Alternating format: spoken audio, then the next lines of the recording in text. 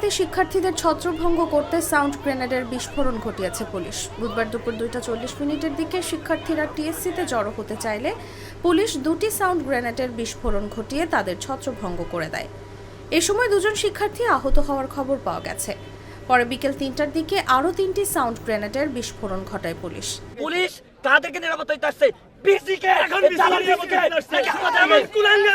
আমাদের নিরাপত্তা দেওয়ার জন্য আমরা নিজেরাই যথেষ্ট। আমরা নিজেরাই আমরা করতে পারি। আমাদেরকে নিরাপত্তা দেওয়ার জন্য পুলিশ আসতে হবে না। পুলিশ বিসি প্রক্টর এটাকে করতে আসছে।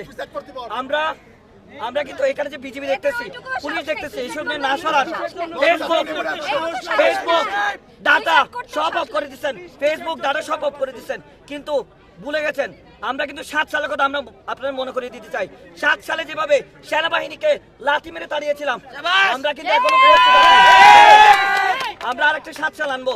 আমরা এখান থেকে সবগুলোরে মেরে বের করব এবং আমরা আপনারা যে নিরাপত্তার কথা বলছেন, নিরাপত্তার দরকার নাই। আর এখানে দেখলাম ম্যাজিস্ট্রেট, এই ম্যাজিস্ট্রেট খেয়ে কেন আসছে? সে পারমিশন দেওয়ার জন্য, গুলি মারার পারমিশন দেওয়ার জন্য। এদিকে কোটা সংস্কার আন্দোলন ঘিরে সংঘর্ষে 6 জন নিহত ও বিশ্ববিদ্যালয় বন্ধ সহ হল ছাড়ার ঘোষণার প্রতিবাদে বিক্ষোভ করেছেন সাধারণ শিক্ষার্থীরা। দুপুরে বিশ্ববিদ্যালয়ের ভিসি চত্বরে জড়ো হয়ে বিক্ষোভ শুরু করেন শিক্ষার্থীরা। এ প্রতিবেদন লেখা পর্যন্ত বিকেল 3টার দিকেও শিক্ষার্থীদের বিক্ষোভ চলছিল। বিক্ষোভে শিক্ষার্থীরা নানা রকম স্লোগান দিতে থাকেন। এদিকে ঢাকা বিশ্ববিদ্যালয় ক্যাম্পাস ঘুরে দেখা গেছে সাধারণ শিক্ষার্থীদের কেউ কেউ হল ছাড়ছেন, কেউ কেউ হলেই অবস্থান করছেন। কোটা সংস্কার আন্দোলনকারীদের বেশিরভাগই হলগুলোতে অবস্থান করছেন বলে জানা গেছে। এদিন টিএসসি ভিসি চত্বর এলাকায় পুলিশ, বিজিবি ও র্যাবের বিপুল সংখ্যক সদস্যকে সতর্ক অবস্থানে দেখা যায়।